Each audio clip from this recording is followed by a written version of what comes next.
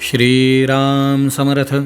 श्री गणेशाला, शारदेला, समर्थ सद्गुरूंना, सूतांना, सनकादिकांना आणि शुकाचार्यांना वंदन करून क्षणभर नामस्मरण करू. श्रीमद्भागवत सारामृत कथेचे श्रवण करू. ओम नमो भगवते वासुदेवाय. ओम नमो भगवते वासुदेवाय. ओम नमो भगवते वासुदेवाय. ओम नमो भगवते वासुदेवाय. ओम नमो भगवते वासुदेवाय. गोपाल कृष्ण भगवान की जय.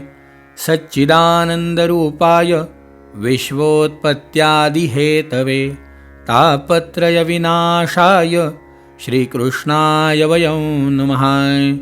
श्रोते हो नमस्कार.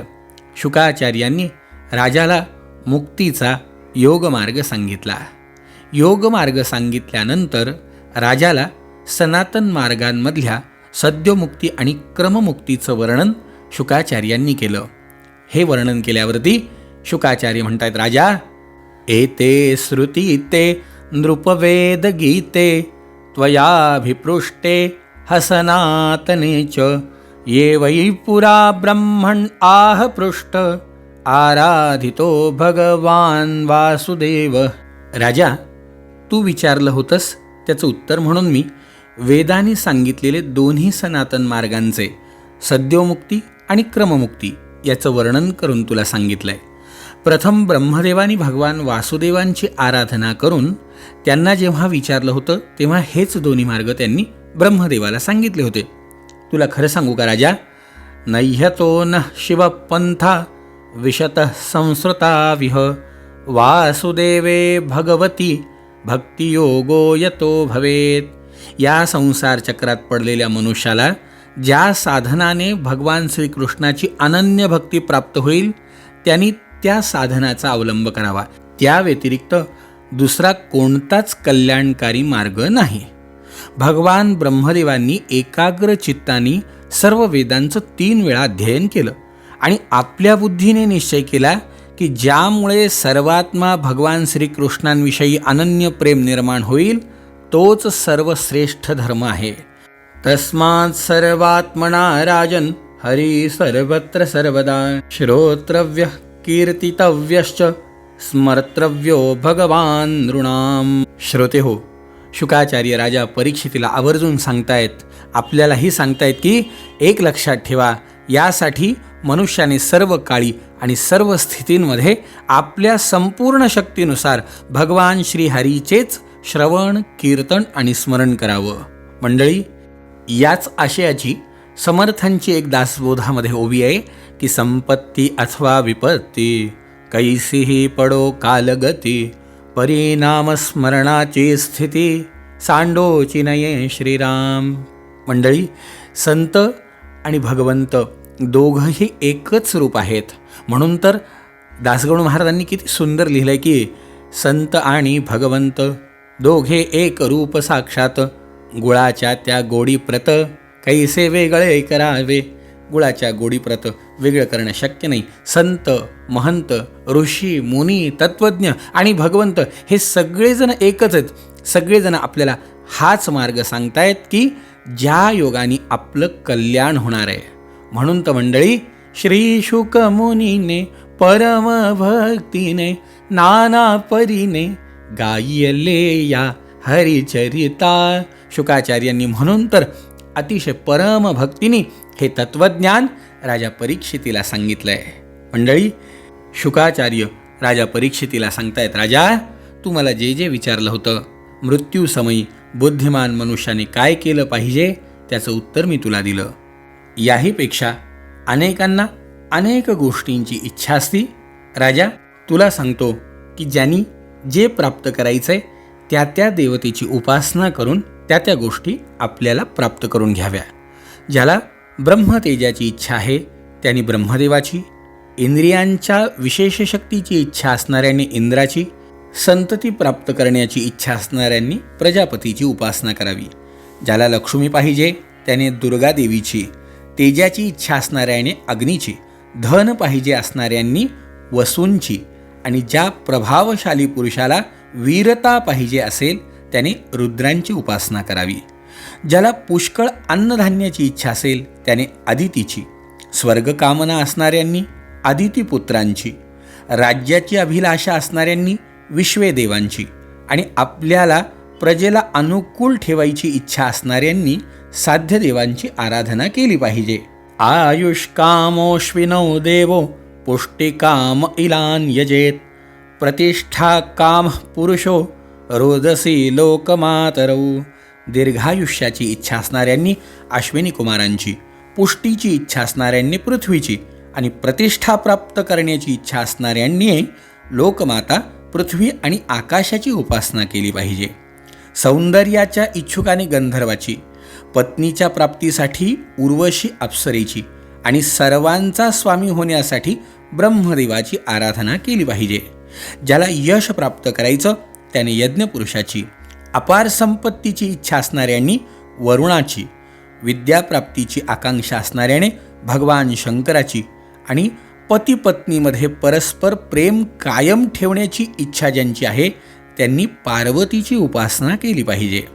धर्माचरणात प्रगती होण्यासाठी भगवान विष्णूची, वंश परंपरेचे रक्षण होण्यासाठी पितरांची, पीडांपासून संरक्षण होण्यासाठी यक्षांची आणि बलवान होण्यासाठी मरुद्गणांची आराधना केली पाहिजे.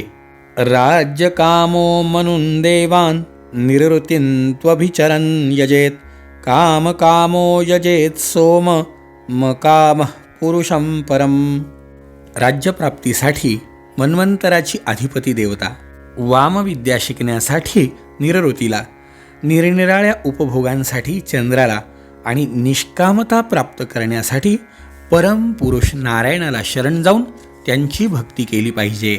राजा जो बुद्धिमान पुरुष आहे तो कामनारहित असो, सर्व कामनायुक्त असो किंवा मुमुक्षु असो, त्याने तीव्र भक्तियोगाने भगवान पुरुषोत्तमाची आराधना केली पाहिजे, जेणेकरून त्याचा जीवनामध्ये उद्धार होईल आणि भुक्ती आणि मुक्ती या दोन्हीही गोष्टी त्याला सहज रीतीने प्राप्त होतील.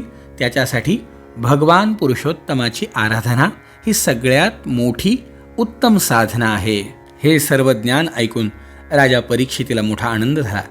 राजाला आणखीन प्रश्न विचारण्याची लालसा व्हायला लागली. राजाला अनेक प्रश्नांची उत्तरं मिळायला लागले. त्यामुळे आनंदी झालेल्या राजाने बघितलं, महाराज खरं सांगू का, समीचीनं वचो ब्रह्मन् सर्वज्ञस्य तवानघ, तमो विशीर्यते मह्यम हरे कथयत कथाम. भगवत स्वरूप मुनिवर, आपण परमपवित्र आणि सर्वज्ञ आहात. आपण हे जे काही सांगितले ते सत्य आणि योग्य आहे. आपण जशी जशी भगवंताची कथा सांगत आहात तसा तसा माझा अज्ञानाचा पडदा नाहीसा होऊ लागला आहे. महाराज, माझी इच्छा आहे की भगवंत आपल्या मायेने या सृष्टीची उत्पत्ती कशी करतात, कारण या सृष्टीची रचना ब्रह्मदेवांसारख्यांनाही कळण्यासारखी नाही. तेव्हा शुकाचार्यांनी हात जोडले आणि भगवंताचं चिंतन केलं. राजा, यत् कीर्तनं यत् स्मरणं यदीक्षणं यद्वंदनं यच्छ्रवणं यदर्हणं लोकस्य सद्यो विधुनोति कल्मषं तस्मै सुभद्रश्रवसे नमो नमः.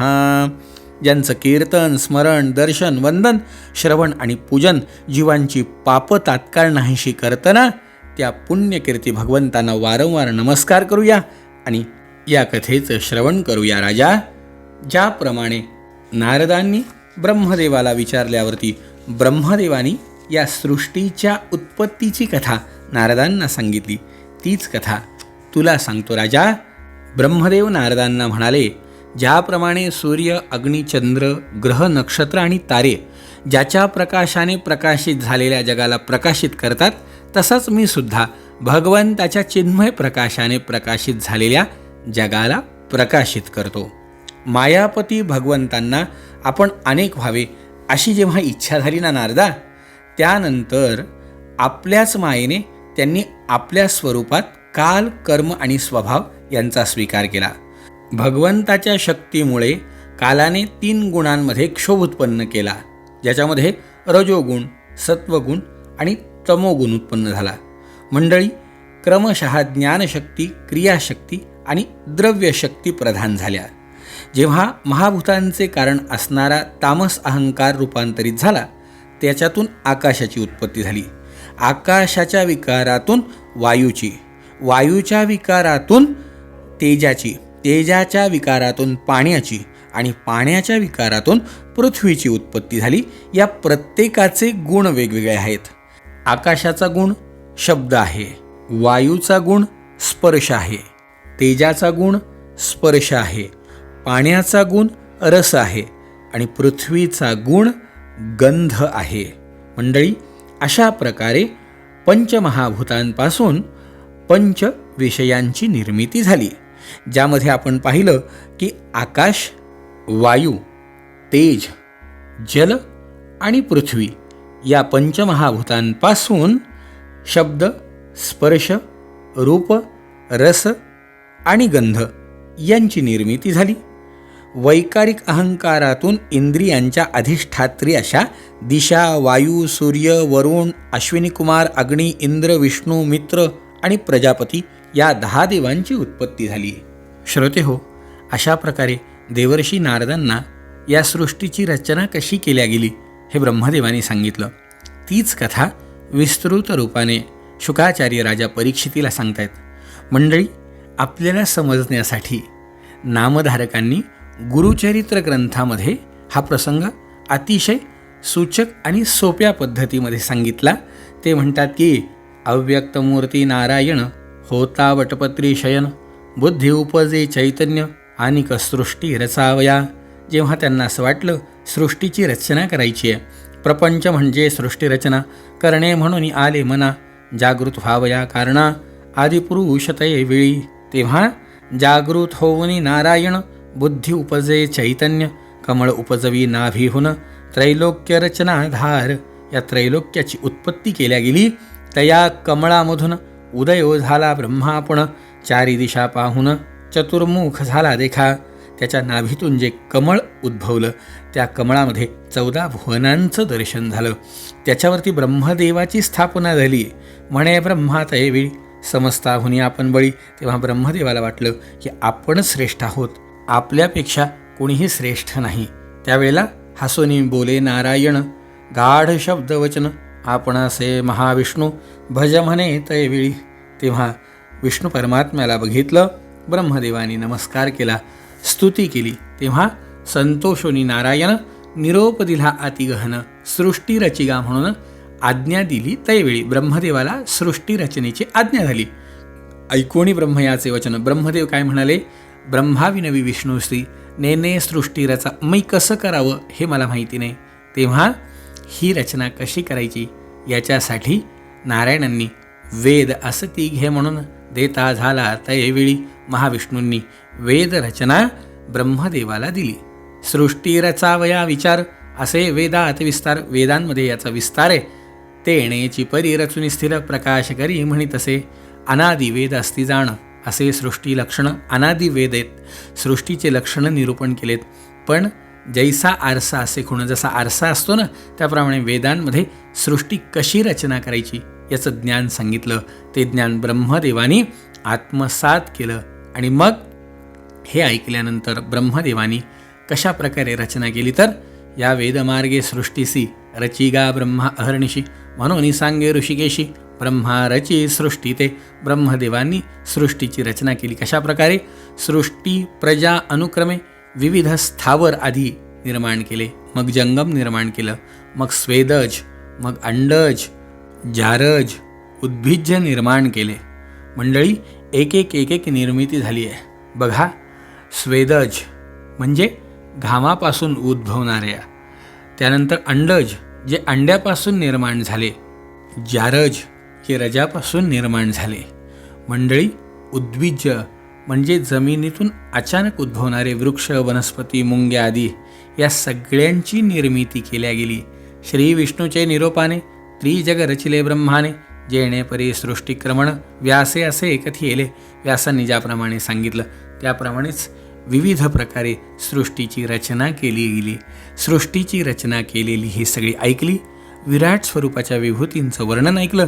राजा परीक्षितीला आनंद वाटला. आणि मंडळी, राजा परीक्षितीने याच पुढे सुरू असलेल्या सृष्टीमध्ये भगवंताचे नाना अवतार कशा प्रकारे झाले असा प्रश्न विचारला, तेव्हा शुकाचार्यांनी पुढची कथा राजाला कशा प्रकारे सांगितली उद्याच्या भागामध्ये ऐकण्याचा प्रयत्न करू. जय जय रघुवीर समर्थ.